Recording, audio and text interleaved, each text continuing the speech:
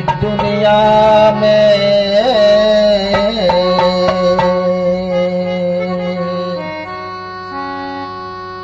दुरंगी दुनिया में दिल के सहारे कम ही मिलते हैं।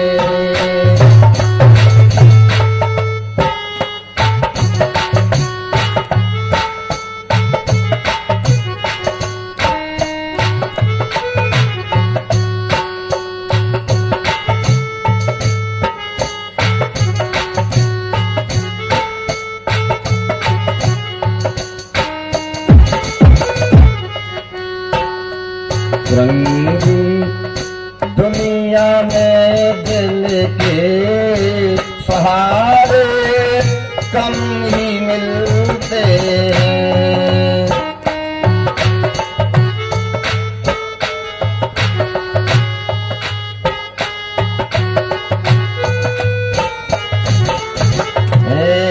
जो मिलते हैं अकारण ही पिछारे खूब जलते हैं। जो मिलते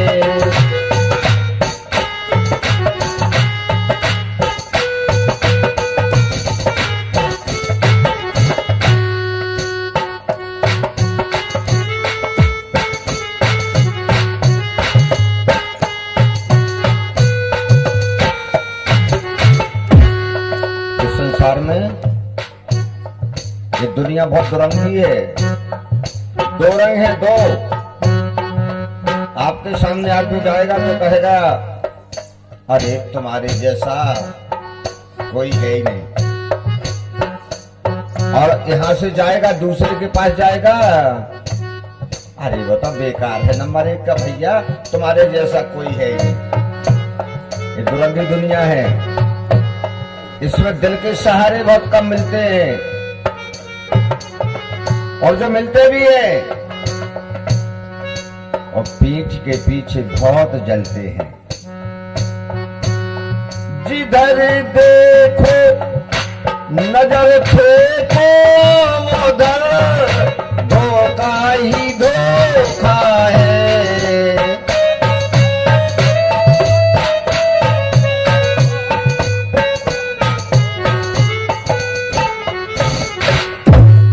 जहां पर देखो वहां आपको धोखा ही धोखा मिलेगा। यहाँ तारे तो मिलते हैं, बेरोजारे कम ही मिलते हैं।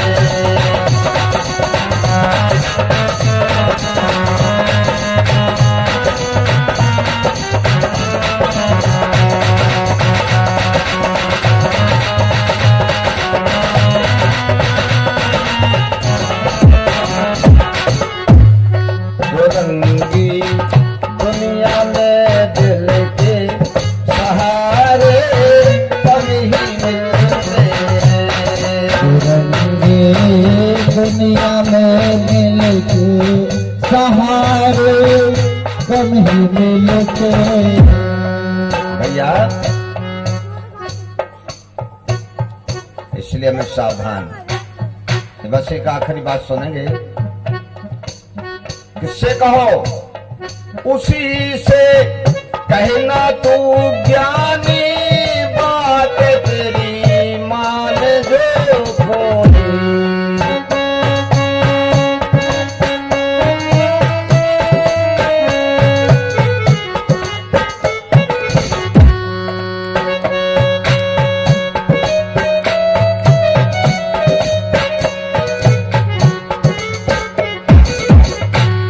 भैया उसी से कहना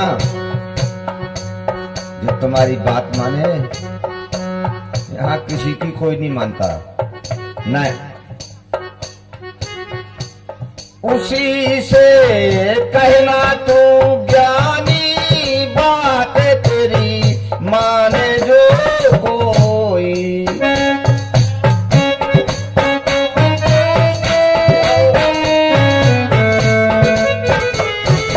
क्यों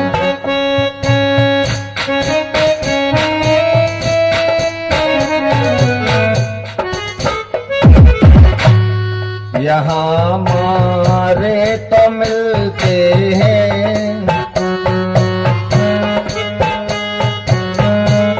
यहाँ मारे तो मिलते हैं, पे हमारे कब ही मिलते हैं।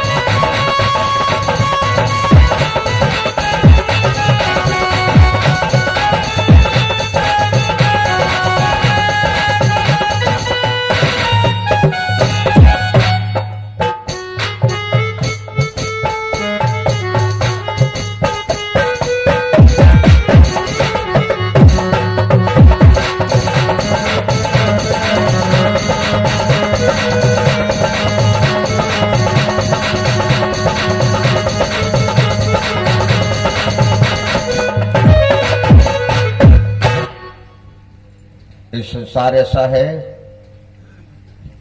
भगवान को मत भूलना। भागवत सुनने का, भागवत कहने का केवल एक ही अर्थ है कि सत्यता को परखना। भागवत का एक श्लोक है, तुलयाम लवेनापि न स्वर्गम न पुनर्भवम भगवत संगी संगस्य मर्तन्याम किमता शिषा। हम कुछ नहीं जानते तो सत्संग तो करें। एक पल के सत्संग के बराबर ना तो स्वर्ग का सुख तुल सकता है और ना मोक्ष का सुख तुल सकता है। सत्संग का सुख इतना बड़ा है।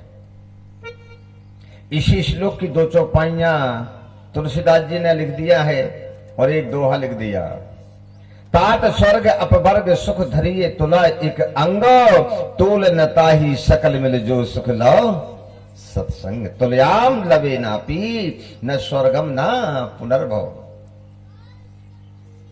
श्रीमद् भागवत जैसा ग्रंथ है, ना कोई रचा है न रचा जाएगा। संसार का ऐसा कोई उपदेश नहीं जो श्रीमद् भागवत महापुराण में ना।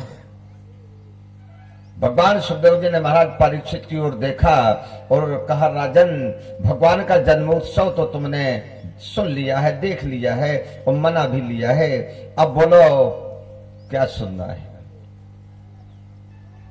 एक दिन की भागवत में मैंने बताया है, आप लोग ध्यान में रखना।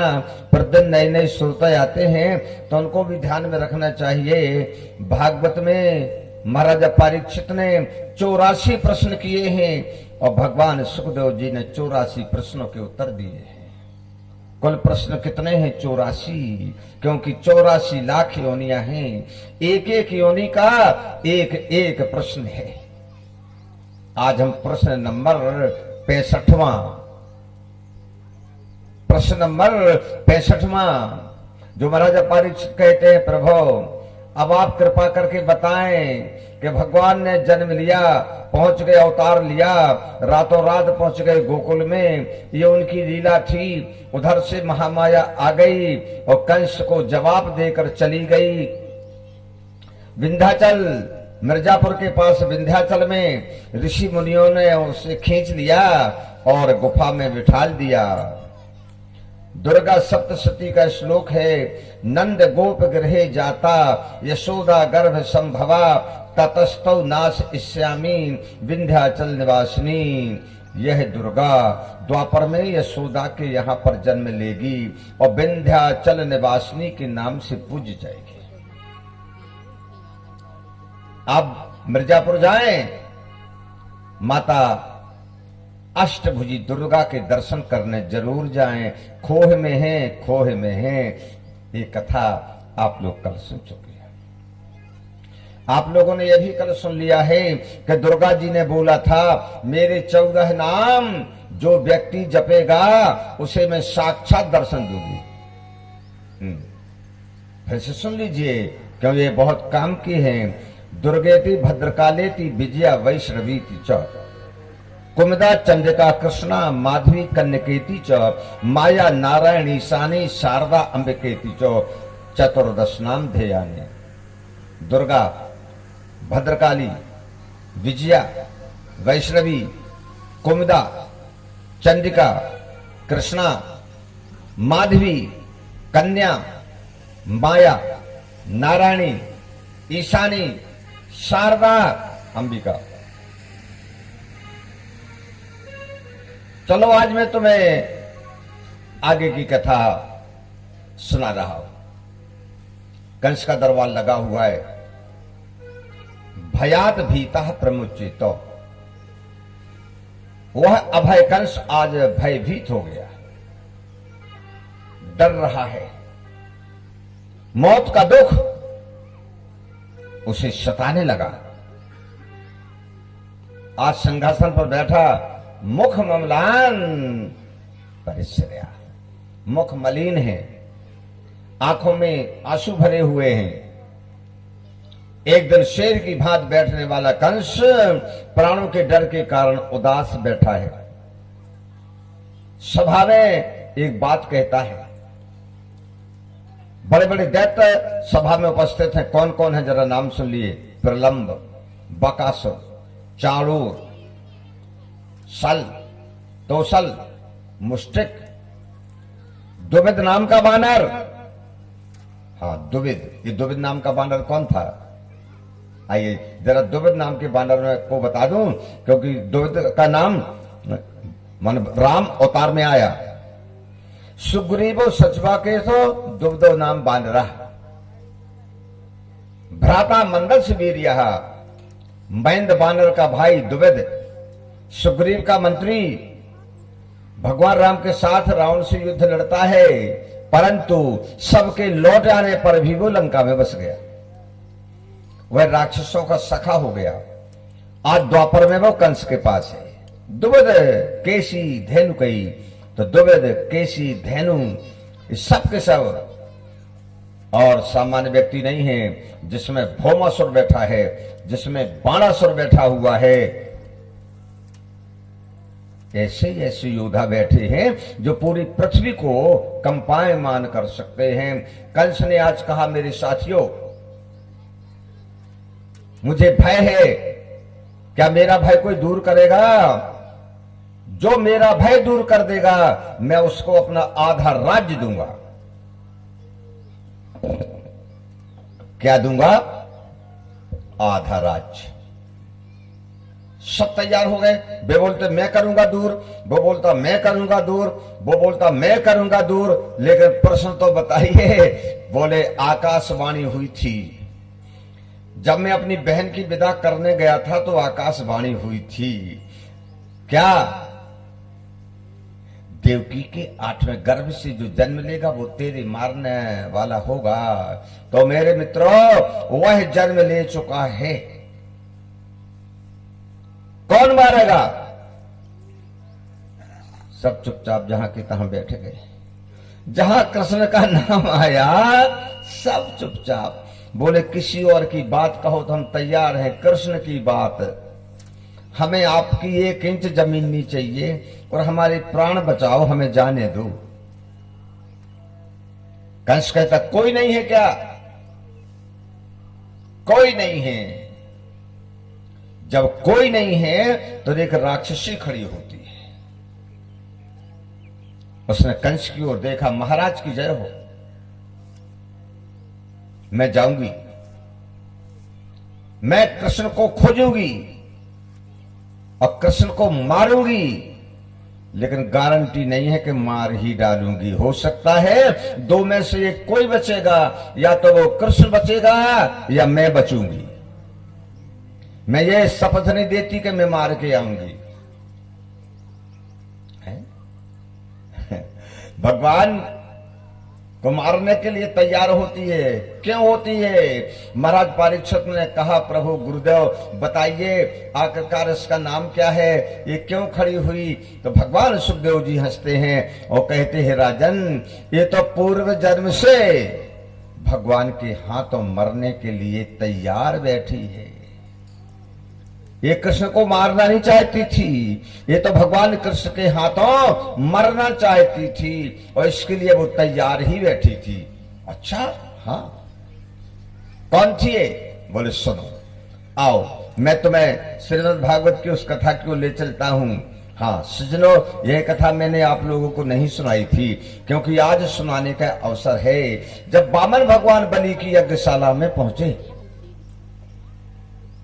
जब वामन भगवान बलि की यज्ञशाला में पहुंचे, तो बलि की कन्या मेघमाला, जिसका दूसरा नाम रत्नाबली भी था, उसने वामन भगवान को देखा और क्या कहती है, ओह मेरे ऐसे पुत्र होते और मेरे स्तन का पान करते तो मैं धन्य हो जाती।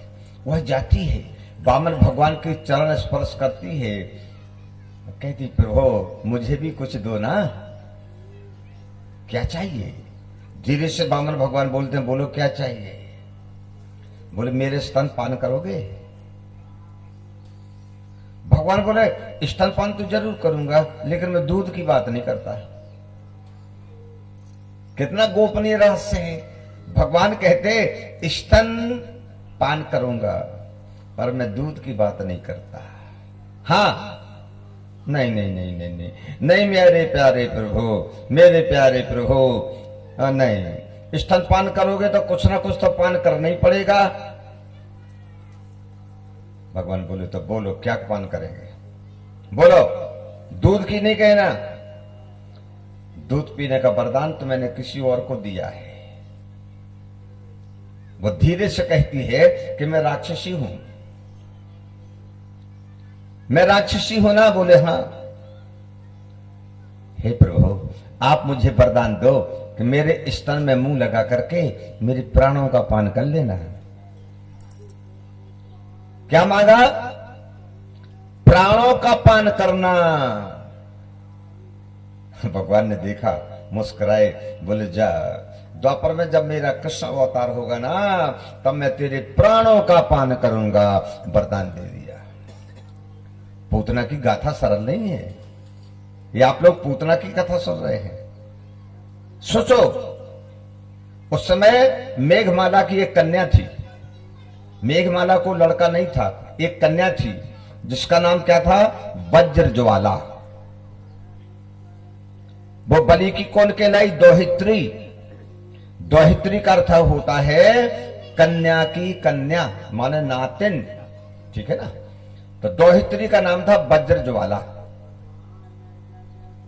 उसने तपस्या करके एक वज्र प्राप्त किया था, जिससे ज्वाला 24 घंटे निकल लेगी, इतना उसमें प्रभाव था। उसने प्रण किया था, मेरी ज्वाला से जो नष्ट नहीं होगा मैं उसके साथ विवाह करूंगा। आज वो कथा मैं छोड़ गया था, आज बोल रहा हूं। हाँ, बलि ने अपने नातिन के विवाह में स्वयंवर रचा था। बड़े बड़े राक्षस, बड़े बड़े दैत्य आए थे, और जब वज्र ज्वाला का वज्र सामने पहुंचे, उससे जो ज्वाला निकले तो बड़े बड़े राक्षस पीछे भाग जाएं, सामना कोई नहीं कर सका। उस समय एक ने सामना किया था।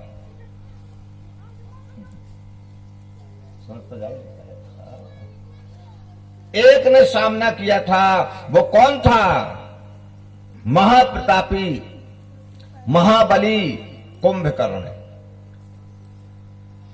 कुंभकर्ण ने उसकी ज्वाला को सहन किया था, इसलिए वज्र ज्वाला का विवाह फिर कुंभकर्ण के साथ इसी यज्ञ में हुआ था, जिस यज्ञ में वामन भगवान पधारे थे।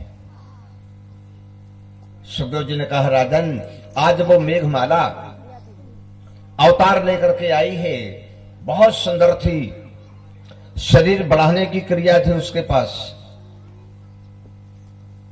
लेकिन उसने विवाह नहीं किया था।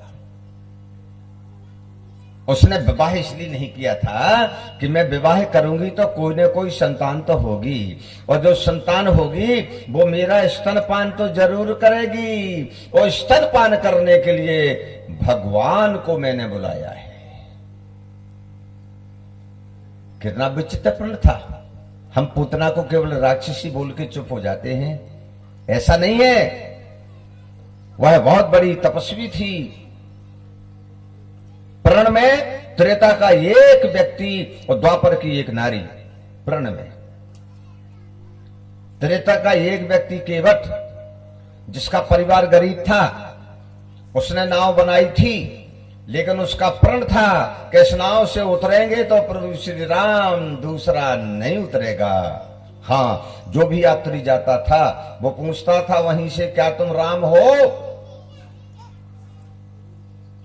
राम हो तो मेरी नाव पर बैठो, अन्यथा नहीं। एक दो ने झूठा बोल दिया था कि राम हम हैं। केवट ने परीक्षण किया। वैसे मैं ज्यादा कथा नहीं सुनाऊंगा, इसकी कथा भी बहुत लंबी है। 14 प्रकार के रहस्य हैं कि केवट ने क्यों कहा कि मैं तुम्हारे मर्म को जानता हूं। मैं रामायण नहीं सुना रहा, और वो प्रसंग बस एक बात आ गई। एक बात भर बता दूं, 13 रहस्य यदि कभी मौका आएगा, आप लोग राम कथा सुनना चाहेंगे तो बताऊंगा। 13 रहस्य, 14 है। हाँ, ये हमारी रिसर्च है। एक ही सुनाऊंगा। वो क्या था, दुर्वासा जी आए थे और चंदन की लकड़ी दे गए थे। चंदन की लकड़ी दे गए थे। ब्रह्म वैवर्तक पुराण, स्कंद नंबर 8वां, अध्याय नंबर 11 और श्लोक नंबर 27वां। दुर्वासा मांगता, दुर्वासा जी आए। चंदन काष्ठम, चंदन का काष्ठ केवट को दे गए और बोले, जिस दिन राम आएंगे, राम कहेंगे नाव लाओ, उनकी वाणी का अमृत आएगा, जो चंदन की सूखी लकड़ी हरी हो जाएगी। चंदन की सूखी लकड़ी हरी हो जाएगी तो तुम समझ लेना कि वास्तव के राम आ गए। बस कोई कहता था हाँ राम मैं हूं, तारो, कुछ झुट्टा भी तो बहुत होते हैं।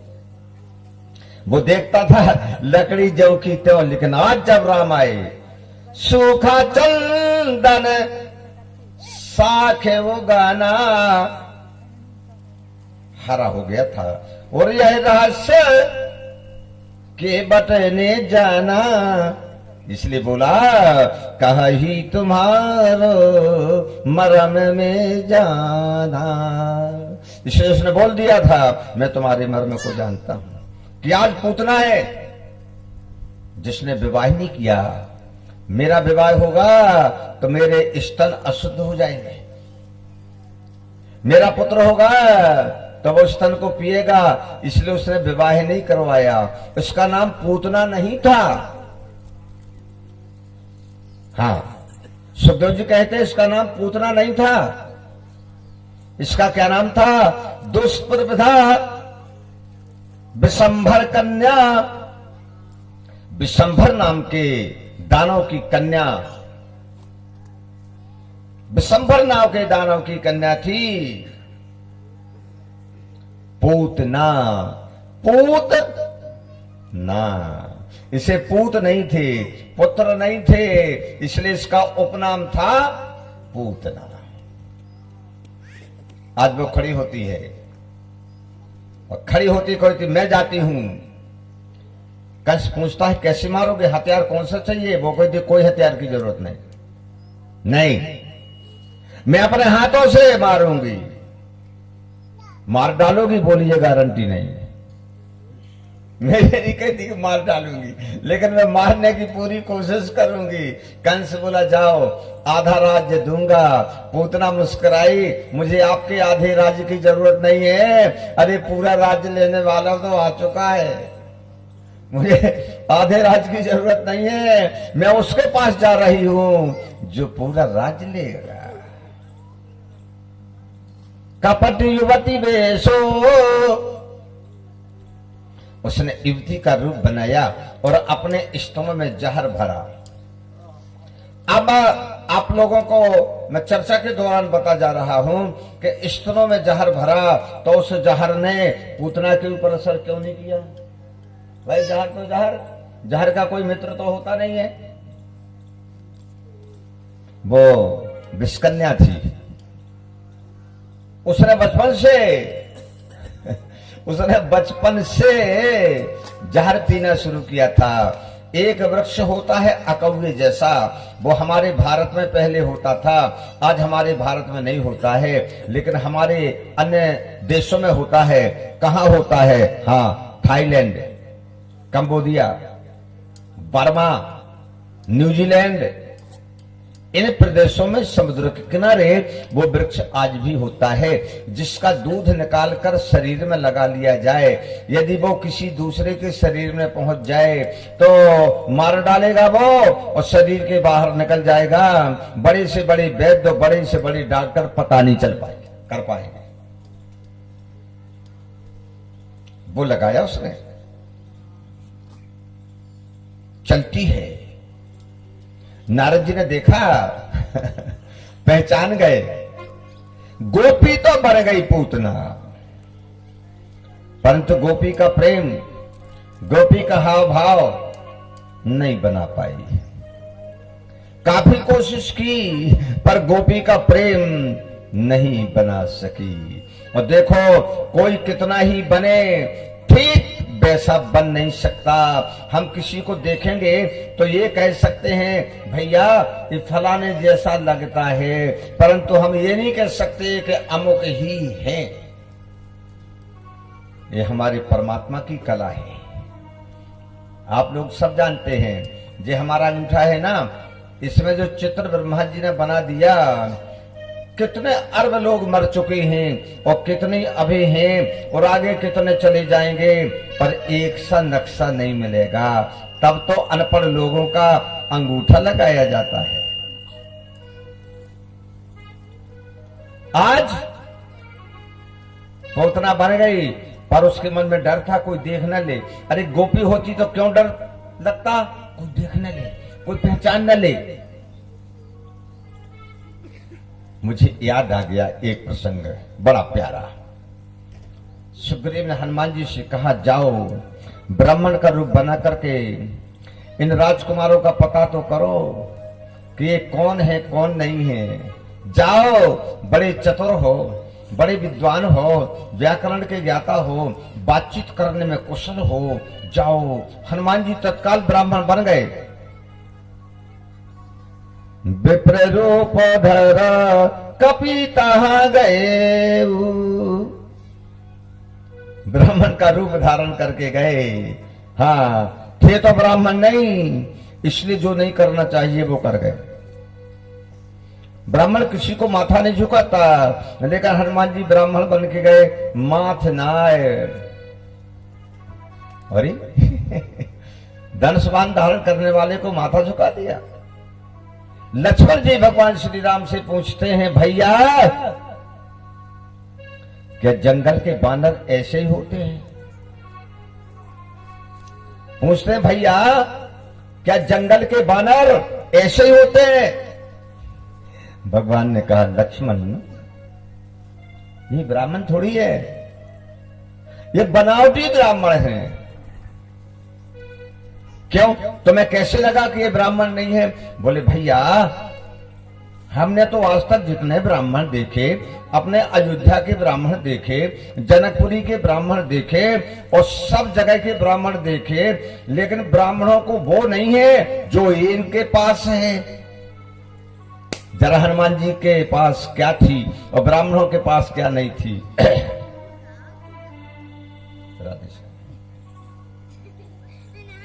जब विप्र बने थे पवन पुत्र, गौर करिए, जब विप्र बने थे पवन पुत्र, तो मन में भारी फूल गए, बन तो गए पर बन न सके, बन तो गए पर बन न सके। वे तो पूछ मिटाना भूल गए, बन तो गए अरे बन तो गए थे लेकिन उन्होंने ध्यान नहीं किया था। पूछ तो मिटा दो, पूछ तो ऐसी हो रही थी। लक्ष्मण जी तब तक पूछ रहे थे, भैया जंगल के ब्राह्मणों को पूछ होती है क्या? भगवान ने कहा था, भैया ये ब्राह्मण नहीं है, ये तो बानर है, इनसे कहो कुछ मत। आज वो चलती है कपट युवती भेषो, कपट युवती का रूप धारण करके। आप लोगों ने भागवत में सुना होगा, मैं भी वही सुना रहा हूं, कोई अलग से नहीं। जिस दिन भगवान कृष्ण का जन्म हुआ था उसी समय गोकुल में 164 बालकों ने जन्म लिया था। मुहूर्त एक था, सब पालने में झूल रहे हैं।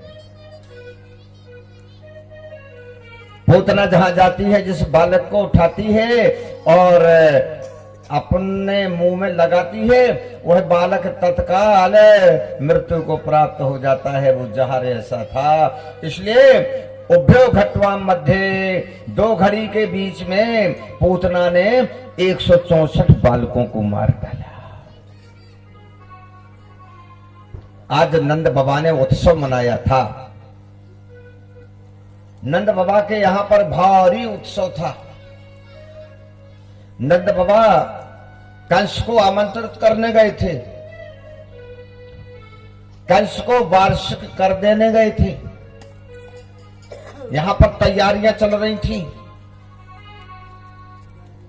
एक पालने में शेष पड़े थे, एक में विशेष पड़े थे। एक पालने में बलराम थे, एक पालने में भगवान कृष्ण थे। अभी तक पूतना जहां जहां गई थी उसने एक एक बालक को देखा था। आज तो दो दो बालक इकट्ठे दिख रहे हैं। अब तो वो भ्रम में पड़ गई है कि पहले किसको जहर पिलाऊं। मति भ्रम, और मति भ्रम में पड़ गई। कभी देखती है बलराम को, कभी देखती है कन्हैया को। उसका मन आया कि चलो ये गोरे ठीक लगते हैं, पहले इनको जहर पिलाऊं। नारद जी ने भगवान कृष्ण से कहा एक छोटा सा रूप बना करके। कौन सा? एक श्रीमद् भागवत में एक गीत है, उस गीत का नाम क्या है? भ्रमर गीत। भ्रमर गीत, गोपी गीत, वेणु गीत। अब इन गीतों को सुनाने का टाइम तो नहीं है। भ्रमर गीत, भ्रमर गीत में ये तमाम सारी बातों का जिक्र है कि नारद जी भौरा बने, भौरा, और भौरा बन करके गुन गुन गुन गुन भगवान के कान में कहते, प्रभु वो आ गई। भगवान कहते, मैं भी देख रहा हूं, वो तुम्हारी माता आ गई जिसके स्तन को पान करना है। बोले मैं देख रहा हूं। बोले प्रभु क्या देख रहे हैं? वो तो दाऊ भैया की ओर जा रही है। यदि दाऊ भैया की ओर चली गई और बलराम जी ने उसे मार डाला तो होना है कृष्ण चरित्र हो जाएगा, बलदाऊ चरित्र।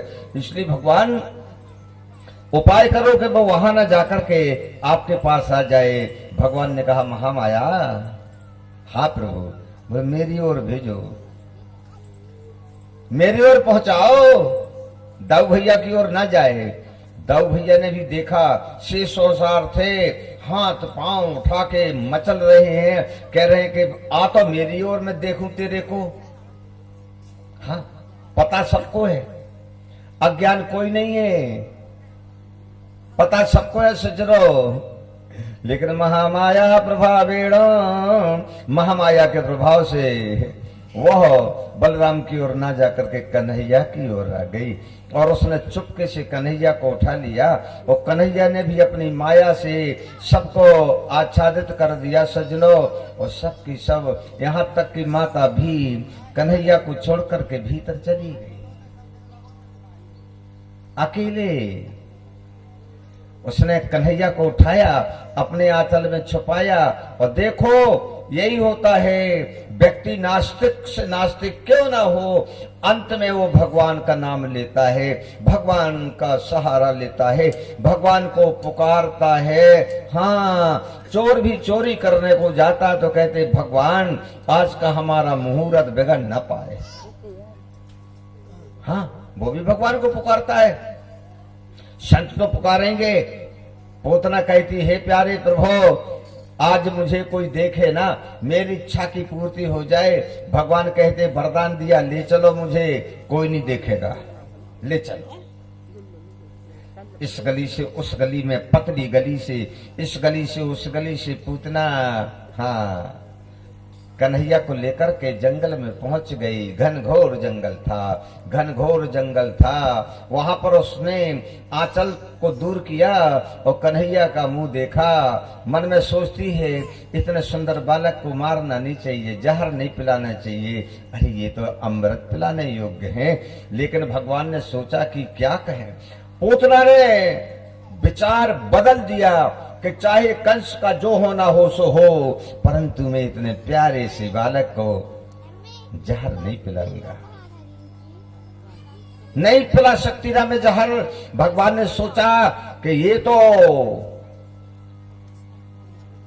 दूर जा रही है। देखिए भगवान ने क्या किया। श्रीमद् भागवत का श्लोक, तत्काल करम मन तत्काल हाथ से स्तन को पकड़ा। दुर्जर वीर्य मूलबड़म, क्या लिखा, कठोर स्तन। हाँ, कठोर स्तन। अभी तक उन स्तनों को किसी ने छुआ ही नहीं था। उनको पकड़ा और अपने मुंह में लगा लिया। पूतना ने जहर नहीं पिलाया, ध्यान रखना। हाँ, पूतना का मन बदल गया था, लेकिन भगवान ने खुद स्तन को पकड़ के अपने मुंह में और प्राण पानम, उसके प्राण का पान कर लिया। देखो कोई भी हो, जब मौत सामने आती है तो घबराता है, मरना कोई नहीं चाहता। काला नाग को यदि मारोगे वो बच जाएगा, तब वो बदला लेगा, डसेगा। और जान से मार दोगे तो तुम्हें आशीर्वाद देगा कि इस योनि से मुक्ति तो दिलाई। ये हाल है। पूतना भले तरना चाहती थी, लेकिन वो घबरा रही है और चिल्ला रही है और कहती है, रे कन्हैया मुझे छोड़ दे, अरे कन्हैया मुझे छोड़ दे, ए कन्हैया मुझे छोड़ दे। लेकिन भगवान कहते, माँ वरदान दिया है, मैं एक तो किसी को पकड़ता नहीं हूं और जिसको पकड़ लेता हूं तो फिर छोड़ता नहीं। मरते समय पूतना ने अपना विशाल काय शरीर धारण कर लिया। कितनी थी पूतना, कितनी थी पूतना। देखिए भागवत में लिखा कि वो 8 योजन लंबी थी। 8 योजनमा, 8 योजन मतलब 8 चौक 32 कोश। और एक कोस में 3 मील, 1 मील में 1.5 किलोमीटर। अब गणत लगा लेना कितनी लंबी थी। 4 योजन चौड़ी। जब गिरती है तो शरीर को तोड़ देती है। अलग अलग हाथ, अलग अलग पांव, अलग सब, हजारों वृक्ष टूट जाते हैं। भैया देखो बड़ी बात है। सतयुग के जो पुरुष होते थे वे बहुत ऊंचे होते थे। धीरे धीरे मनुष्यों की ऊंचाई कम गई। अब कलयुग में तो श्री वेदव्यास जी ने लिखा है, भगवान सुखदेव जी कहते हैं, राजन कलयुग के अंत में तो 1.5 फुटिया जवान होंगे। पवार के पौधा के नीचे पंचायतें लगेंगी 1.5 फुट की। अब देखो हमारे युवक गुस्सा नहीं होंगे, लेकिन इनको देखो, एक मोटरसाइकिल पर 5-5 बैठ जाते हैं, सीट तो खाली दिखाते। यदि बेल्ट ना कसे तो भैया के फुल पैंट को पता ही नहीं चले कहां चले। उनकी गलती नहीं है, इस प्रकृति की गलती है। जन्म से अंधे और जन्म से बूढ़े पैदा हो रहे, उनकी गलती कहां है। जन्म से अंधे, पता चला 2 साल का लड़का लड़की है, डॉक्टर बोलती चश्मा लगाओ। यदि किसी बच्चा बच्ची का विवाह करना है तो खिजाब लगा के लड़का लड़की दिखानी पड़ती है ना, पूरे सफेद है बूढ़े। अरे 60,000 वर्ष की उम्र में तो दशरथ जी के कान के पास का बाल सफेद हुआ था। आ गया वो समय 1.5 फुटिया। हाँ, आ रहा है। हमने शायद पहले भी कथा में सुनाया हो, ना सुनाया हो फिर से सुन लो। हरदोई में मेरा पुराण चल रहा था, हरदोई उत्तर प्रदेश। वहां पर भूखनन हुआ, पृथ्वी खोदी जा रही थी पुरातत्व विभाग वालों की ओर से। तो एक हड्डी निकली, वो हड्डी की लंबाई 87 फीट थी। उन्होंने कहा ये हड्डी कम से कम 50 लाख वर्ष पुरानी है। सही बात है, ठीक। अभी आप महोबा जाएं, आल्हा का स्तंभ है दीपम वाला, जिस पर वो दिया रखते थे। हम और आप नशेनी लगा के चढ़ते हैं, तब वो दीपक लगा पाते हैं। समय बदलता जा रहा है। पूतना का इतना विशाल का शरीर, भगवान ऊपर बैठे, कन्हैया कहां बैठे? हृदय पर खेल खेल रहे हैं। पूतना गिरी चित्त। इतने में नंद बाबा मथुरा से वार्षिक में कर दत्वा, वार्षिक कर देकर लौट रहे थे। जब नंद बाबा लौटे तब कहा कन्हैया कहां है, कन्हैया कहां है, कन्हैया कहां है? तब ने सबने देखा कि वो तो पूतना के मरे हुए शरीर पर खेल रहे थे। वो तो भगवान थे, उन्हें जैसे ही मरा हुआ व्यक्ति जैसे ही जिंदा लाए। स्नान किया, गौमूत्रम सिंचंती, गौमूत्र से स्नान कराया, गौ के नीचे से निकाला। हाँ भैया, एक बड़ी प्यारी बात है, सभी लोग सुनना। जे हमारी बहुएं बेटी हैं, शिष्या भी सुन लेना। यदि कोई बच्चा बीमार ज्यादा होता है, छोटा बच्चा यदि बीमार होता है, डॉक्टर को दिखाओ। मैं ये नहीं कहता कि डॉक्टर को नहीं दिखाना, लेकिन गौ की पूंछ के झोरा से झाड़ जरूर देना। और एक जनी गौ के इस तरफ खड़ी हो जाना, एक जनी गौ के उस तरफ खड़ी हो जाना, और बच्चे को पकड़ करके 7 बार निकालना है। एक ने निकाला, उसको दिया, उसने दिया, फिर उसने 7 बार। बिना डॉक्टर के बालक ठीक न हो जाए तो मैं कहता हूं ये भागवत का उल्लेख है। भगवान कृष्ण को नीचे से निकाला 7 बार, और जाकर के मैया ने कुल देवताओं के पास डाल दिया। ये कुल देवता, आपकी कृपा से, आपकी कृपा से मेरा कन्हैया बच गया। जैसे डाला वैसे कुल देवता 6 हाथ दूर खड़े हो गए। कहते मैयारी मैया, मैं तुम्हारा कुल देवता हूँ, ये तो हमारे भी कुल देवता हैं, हम इनको क्या बचाएंगे री मैया? लेकिन मैया को सुनाई नहीं पड़ा, ये तो देवताओं की बात थी। भगवान सुखदेव जी कह रहे हैं कि सज्जनों, इस प्रकार से वहां पर भगवान कृष्ण को स्नान करा करके नजर उतारी गई। अब विचार किया, चलो गांव के जुर्मर के चलो, पूतना को जलाओ। जब गए वहां तो इतनी लंबी चौड़ी, पूरे गोप ग्वाल परेशान हो गए, क्या किया जाए? परस भिक्षित्वा, परसा कहते कुल्हाड़ी को। सबने अपनी अपनी कुल्हाड़ी उठाई, और किसी ने अंगूठे काटा, तो किसी ने अंगुली काटी, तो किसी ने पांव काटा। जहां जिसको मिला काट काट करके, बताओ, अर्थी बनाई। 108 अर्थी बना पाए,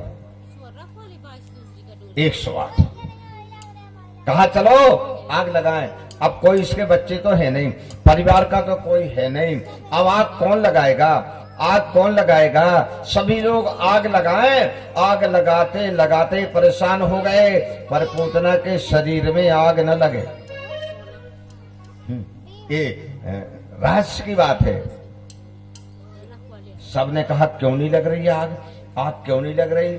लकड़ी डाली, पूरे जंगल की लकड़ियां डाल दी, जबकि चिता में आग बहुत जल्दी लगती है सज्जनों, परंतु बिल्कुल आग नहीं लग रही। तो क्या? हाँ, भगवान का एक सखा था, श्री दामा। श्री दामा ने आकर के बाबा से कहा, बाबा मैं बोलूं? बोलो भाई, बोलो भाई। बोले इनको कोई नहीं जला पाएगा, इसको कोई नहीं जला पाएगा। और कौन? अब बोले जिसने मारा है अब उसी से अग्नि लगवाओ। क्या प्यारी बात। जिसने मारा है उसी से अग्नि लगवाओगे तो जलेगी। हाँ हाँ, सबने कहा बिल्कुल ठीक है, लाओ लाओ लाओ। कन्हैया को लेकर के आए। बाहरी भगवान क्या कहे पूतना को। मैं श्लोक बोलता हूं, हो सकता है मैं भी कभी सुना ना पाया हूं और पंडित ना बोल पाए हो तो सुन लो। कृष्ण को लेकर के आए, अब कहे आगी लाओ आगी लाओ आगी लाओ, बालक से लगवाओ, कन्हैया से लगवाओ, कन्हैया से लगवाओ। नहीं नहीं नहीं नहीं नहीं, नहीं। बिल्कुल छोटे थे कन्हैया, उन्होंने वहीं से अपनी अंगुली ऐसी कर दी। हो क्या तर्जनी मध्य, इसको क्या बोलते हैं, तर्जनी। तर्जनी मध्य नख समीपे, क्या तर्जनी के बीच से, नख के पास से भगवान अग्नि देवता प्रकट हो गए। भगवान अग्नि देवता प्रकट हो गए और दूर से कन्हैया ने एक बच्चों जैसी इसमें ऐसी अंगुली कर दी, अग्नि देवता निकली और एक साथ 108 चिताओं में आग लग गई। ऐसी जली थी पूतना, एक चिता नहीं थी भैया, 108 चिताएं थी। 108 चिताओं में अग्नि अलग अलग से कौन लगाएगा, कन्हैया ने लगाई, अग्नि भगवान ने लगाई। हाँ, क्यों लगाई, एक तो परब्रह्म परमात्मा। अग्नि कहां से आई, भगवान अग्निपुत्र थे, अवतार लिया था भगवान ने तो अग्निपुत्र थे। आप लोग कहेंगे अग्निपुत्र, हाँ आप लोग मानस पढ़ते हैं, प्रेम सहित मुनि आहुति दीने, प्रगटे अग्नि चरु कर लीने। दवाहुति डाली गई थी यज्ञ में तो अग्नि देवता प्रकट हुए थे चरु लेकर के, उसी से तो भगवान राम का जन्म है, इसलिए उनको अग्निपुत्र कहा गया। और अग्नि पुराण जो हमारे 18 पुराणों में एक पुराण है अग्नि पुराण। अग्नि पुराण में पूरे भगवान राम का चरित्र है। एक और रहस्य की बात आप लोग सुनिए, जब जली पूतना, उनका धुआं निकला, आकाश में धुआं भर गया, तो धुआं जो निकला ना उसमें दुर्गंधी नहीं थी, नहीं। एक तो भगवान ने स्तनपान किया था, दूसरे भगवान ने अग्नि से संस्कारित किया था, उससे जो धुआं निकला चंदन वायुना, ऐसा लगा जैसे चंदन जल रहा हो, इतनी सुगंधी चंदन जल रहा हो। अब जब जल चुकी, फिर गोप ग्वालों ने विचार किया भैया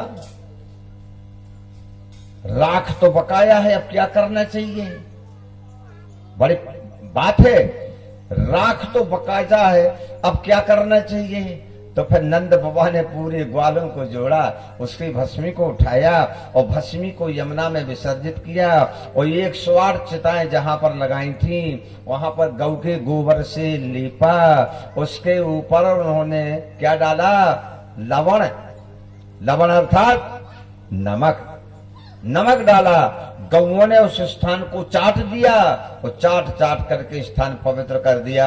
यह हमारे भागवत का कथन है। इसलिए मैं गद्दी से जब जहां जाता हूं बोलता हूं कि कोई हमारी हिंदू संस्कृति में कोई भी अपने पूर्वजों का चबूतरा ना बनाए, शौक ना पाले, अपना नाम ना करे, कहने के लिए हो जाए जी दद्दा का चबूतरा है। अरे वर्ष में तुम्हें एक बार जाना है, दीपक एक बार जलाना है और दद्दा का तरन नहीं हो पाएगा। दद्दा वहीं पर बैठे रहेंगे, चबूतरे पे भूत बन के बैठेंगे। ध्यान रखना, भूत बन के बिठाना है तो चबूतरा बनाना शौक में, नहीं तो जो हमारी संस्कृति है कि गौएं तक चाट जाती है तो तुम चबूतरा क्यों बनाती हो। नहीं, ये संस्कृति हमारी नहीं है। मैंने कल रात्रि में कथा सुनाई थी, सैकड़ों गांव के चबूतरे खुदवा करके हमने फुकवाए, हमने नहीं। हम होते कौन है, परंतु जब वो ब्रह्म देवता आए, एक तो हमारे गुरुजी खुद आए थे, उनका चबूतरा बना था, तर नहीं रहे थे, उनने आज्ञा दी जी खुदवाओ। धर्मराज कहते हैं तेरे नाम का चबूतर बना है, तू वहीं बैठ। बनारस में हमारे आचार्य हमको पढ़ाने वाले दीनानाथ पाठक जबलपुर के। हाँ, ज्यादा शौक है तो फलदार वृक्ष लगाओ, उससे जो फल होंगे सब खाएंगे। मैं तो गद्दी से ही कहूंगा कि जो गलतियां हो गई हो तो हो गई, लेकिन अब कोई चबूतरा का निर्माण नहीं करना, नहीं तो वो पुरखे भूत बनकर वहां बैठते हैं और वही परेशान करते हैं। फिर जो भूखा प्यासा बैठेगा वो तो परेशान करेगा। अपने बाप को भूखा बिठाओ, तुम भूखे बैठ करके देखो, गुस्सा तो आएगी। ऐसा मैंने संपूर्ण भारत में देखा है। भगवान सुखदेव जी कहते हैं कि राजन, एक कथा तुमने सुनी और इस कथा के सुनने से मैं भी यही कहता हूं कि तुम्हें तक्षक डसेगा और समस्त ऋषि मुनि तुम्हारा संस्कार करके गंगा में प्रवाहित कर देंगे। ऐसा हुआ था। महाराजा परीक्षित ने ये कथा बड़ी प्यार से श्रवण की। आइए हम एक कथा में प्रवेश और करते हैं, उसके बाद में हमारी कथा का मध्याह्न हो जाएगा। उसके बाद में फिर एक 3-4 मिनट का गीत होगा। अभी तो एक कथा होगी।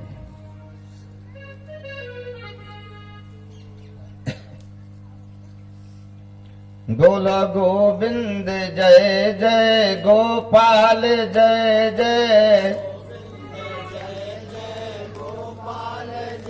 गोलो गोविंद जय जय गोपाल जय जय, गोविंद जय जय गोपाल जय जय, राधा रमण हरि गोविंद जय जय, राधा रमण हरि गोविंद जय, बोलो राधा रमण हरि गोविंद जय जय, राधा रमण हरि गोविंद जय जय, गावा की जय जय मैया की जय जय, राधा की जय जय मैया की जय जय, दाऊजू की जय जय भैया की जय जय, दाऊजू की जय जय भैया की जय, बोलो राधा रमण हरि गोविंद जय जय, राधा रमण हरि गोविंद जय, बोलो राधा रमण हरि गोविंद जय जय, राधा